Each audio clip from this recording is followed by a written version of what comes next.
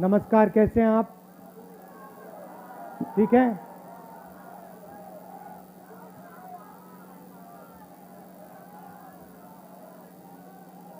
तो मुझे कुछ दिन पहले ईडी ऑफिस में बुलाया गया। अच्छा भैया शांत हो जाएं। कुछ दिन पहले मुझे ईडी ऑफिस में बुलाया गया। छोटा सा कमरा था, 12 फुट बाय 12 फुट मान लो। बीच में मेज थी, कंप्यूटर था, 3 ईडी के ऑफिसर बैठे थे, एक बाहर खड़ा था और मैं उनके साथ कमरे में बैठा। पहले दिन 11 बजे पहुंचा।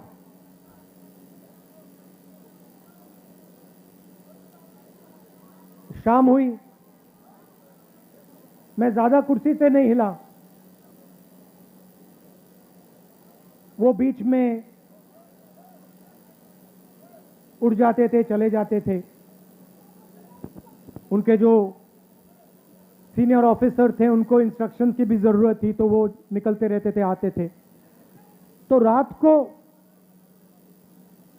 10:30 बजे मुझे कहते हैं, राहुल जी एक बात आप हमें बताइए, आप यहां सुबह से बैठे हैं, आप कुर्सी से उठते नहीं हैं, आप सीधे बैठे रहते हैं और 11 घंटे हो रहे हैं, 11:30 घंटे हो रहे हैं, आप बिल्कुल थके ही नहीं हो। हम थक गए हैं मगर आप नहीं थके।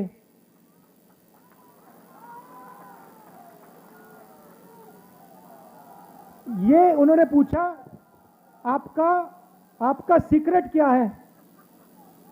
मैंने सोचा और मैंने कहा कि इनको सच्ची बात नहीं कहता हूं,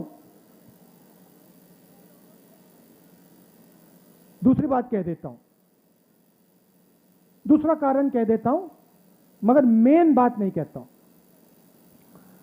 मैंने कहा कि मैं विपासना करता हूं, उसमें बैठना पड़ता है, तो आदत लग गई है, मुझे कोई प्रॉब्लम नहीं, 6, 7, 8, 10 घंटे बैठा दो, मुझे कोई फर्क नहीं पड़ता।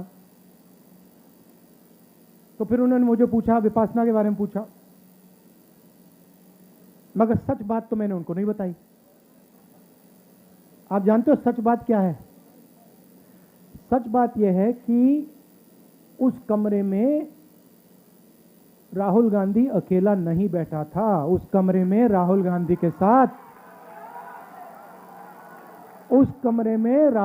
के साथ कांग्रेस का हर नेता, हर कार्यकर्ता कमरे में बैठा था।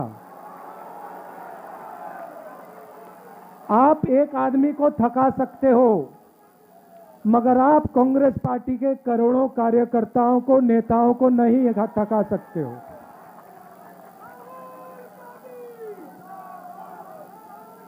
और सिर्फ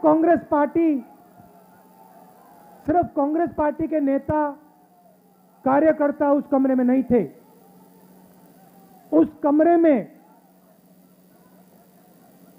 इस सरकार के खिलाफ जो भी बिना डरे लड़ता है वो बैठा था।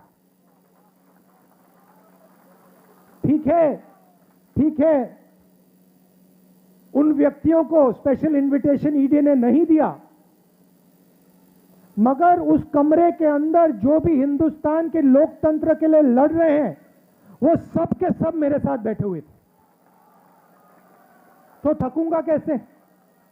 अच्छा, फिर 3, 4, 5 दिन हुए। आखिरी दिन कहते, राहुल जी आपने इतनी पेशेंटली सवाल के जवाब दिए, हर सवाल को आपने सुना, आपने जवाब दिया, फिर आपने चेक किया, तो इतनी पेशेंस आप में से आपको कहां से मिल गई? मैंने कहा भैया ये तो मैं आपको नहीं बता सकता। वो पहले आपने थकान की बात पूछी, मैंने विपासना बोल दिया, मैं पेशेंस का नहीं कह सकता आपको। आप जानते हो पेशेंस कहां से आई? कह देना था, कांग्रेस पार्टी में 2004 से काम कर रहा हूं। पेशेंस नहीं आएगी तो क्या आएगी?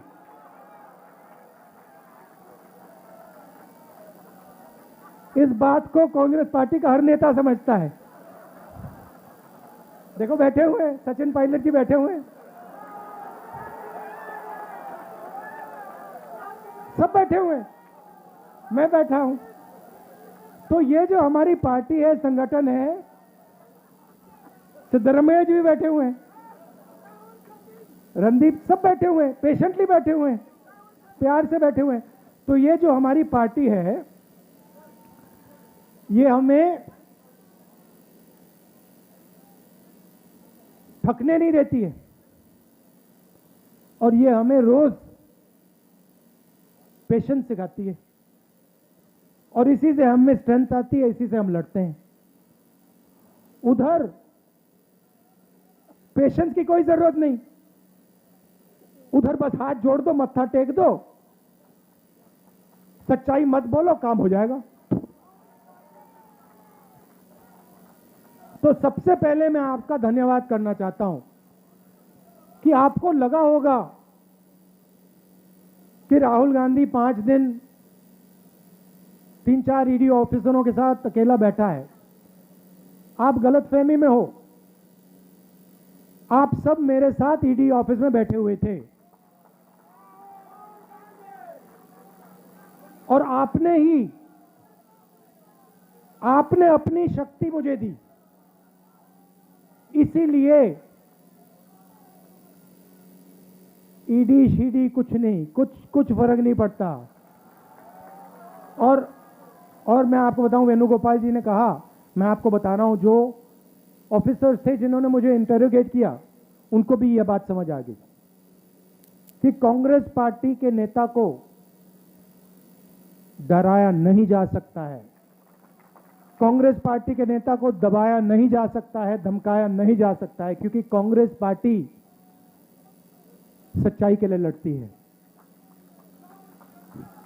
सच्चाई में पेशेंस की कोई कमी नहीं होती, सच्चाई कभी थकती नहीं है। झूठ जरूर थक जाएगा, मगर सच्चाई कभी नहीं थकती, सच्चाई में पेशेंस की कोई कमी नहीं हो सकती।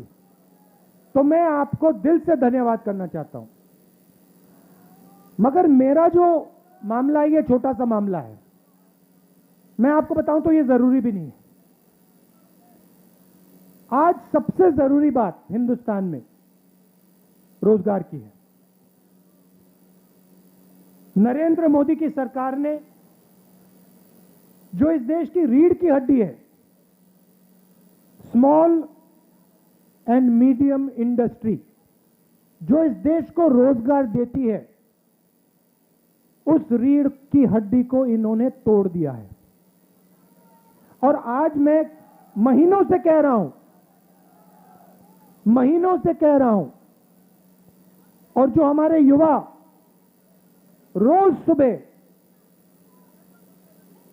हर रोज सुबह दौड़ते हैं, आर्मी में, नेवी में, एयरफोर्स में, फोर्सेस में भर्ती होने के लिए दौड़ते हैं, उनसे मैं कह रहा हूं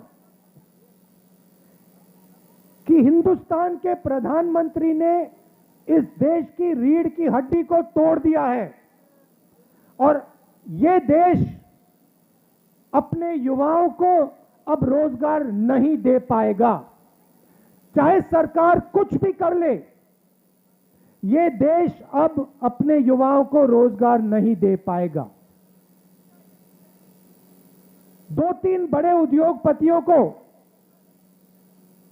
नरेंद्र मोदी जी ने देश पकड़ा दिया है। ये 2-3 उद्योगपति देश को रोजगार नहीं दिलवा सकते हैं। और अब जो आखिरी रास्ता था, युवाओं के लिए जो आखिरी रास्ता था देशभक्ति का, आर्मी का, फोर्सेस का, उस रास्ते को इन लोगों ने बंद कर दिया है।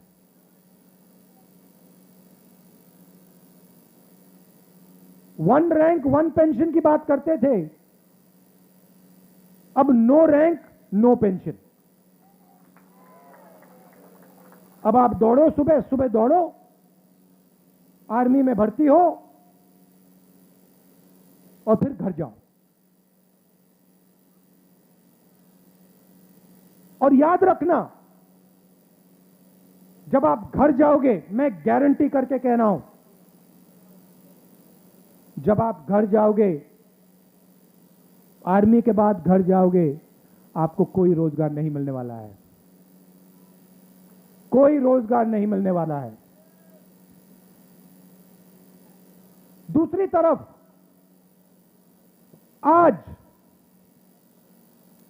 चाइना की सेना हिंदुस्तान की धरती में बैठी हुई है। 1000 स्क्वायर किलोमीटर से ज्यादा जमीन चाइना की सेना ने हमसे छीनी है। यह सच्चाई है, इस बात को हिंदुस्तान की सरकार ने एक्सेप्ट किया है। सेना को मजबूत करना चाहिए और सरकार सेना को कमजोर कर रही है, और इसका नतीजा आएगा। जब युद्ध होगा तब इसका नतीजा आएगा।